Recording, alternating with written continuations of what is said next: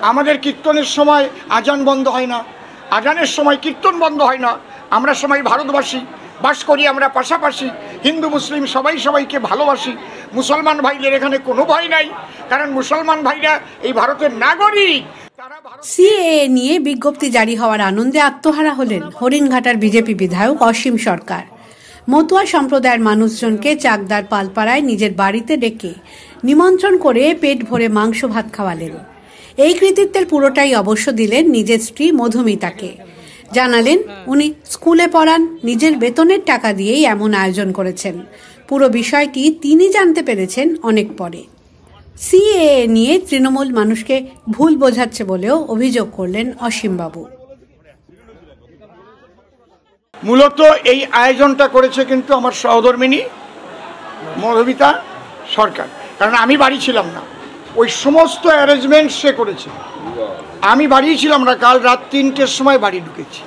তাহলে আবেগটা কত এটা আপনি ভাবতে পারেন। সমস্ত এটা কিন্তু আমার বিধানসভা না, এটা আমার বসত বাড়ি। এখানে আমার বিধানসভা কোথায়? হরিণঘাটা। তাহলে আমার উচিত ছিল হরিণঘাটাতেই করা, তাই না? যেটা আমার ভোটের রাজনীতি যদি করতে হয়, যেটা তৃণমূল করে থাকে, তাহলে আমি কিন্তু তা করিনি। কারণ আমি এটা জানি না ও যে করেছে এগুলো সমস্ত কিছু করার পরে। মেনু কি আছে এটা কি বলে ভালো? ও বাবা, মেনুর কথা বলা কি ঠিক হবে? বলেন না। আসলে আমরা মাংস ভাত খাওয়া হবে একদম। হ্যাঁ, মাংস ভাত, কারণ ওই প্রায় তো খিচুড়ি টিচুড়ি এগুলো হয়। হ্যাঁ, এগুলো সব করেছে, এই জন্যে ধন্যবাদ জানাই। দেখুন, এখনো বাংলাদেশে হিন্দুরা মারা গেলে এখন বাংলাদেশে আবার আইন করছে পোড়ানো আর যাবে না, সবাইকে কবর দিতে হবে। আমার ভারতবর্ষে কি এই নিয়ম আছে? আমাদের কীর্তনের সময় আজান বন্ধ হয় না, আজানের সময় কীর্তন বন্ধ হয় না। আমরা সবাই ভারতবাসী, বাস করি আমরা পাশাপাশি, হিন্দু মুসলিম সবাই সবাইকে ভালোবাসি। মুসলমান ভাইদের এখানে কোনো ভয় নাই, কারণ মুসলমান ভাইরা এই ভারতের নাগরিক। তারা ভারতকে শাসন করেছে, তাদের তাড়াবার মতো ক্ষমতা কোনো প্রধানমন্ত্রীর, কোনো মুখ্যমন্ত্রীর নাই।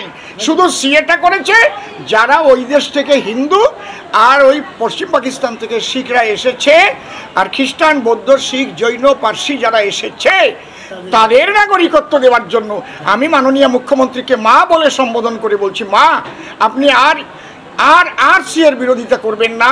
আপনি ভালো কথা বলেছেন। যদি সিএতে কোনো অসুবিধা আমি দেখি যে কোনো মানুষ নাগরিকত্বহীন হচ্ছে, তাহলে আমি সেটা বলবো, কাউকে আমি ডিটেনশন ক্যাম্পে নিতে দেব না। কিন্তু আপনার বলা উচিত ছিল রোহিঙ্গা যারা, তারা কিন্তু নাগরিকত্ব পাবে না।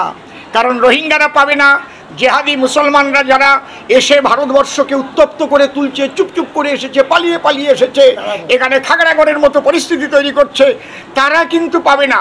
পাবে যারা ভারতে বসবাসকারী মুসলমান, তাদের কোনো ভয় নাই, তাদের তো নাগরিক হয়েই আছে তারা। বুঝতে পারছেন কি বলছি? কিন্তু আমার দিদিমণির এটা বলা উচিত ছিল, মাননীয় মুখ্যমন্ত্রী। এইটুকু আমার আপনাদের কাছে প্রার্থনা। শুধু ভোটের রাজনীতি এটা আমি পছন্দ করি না।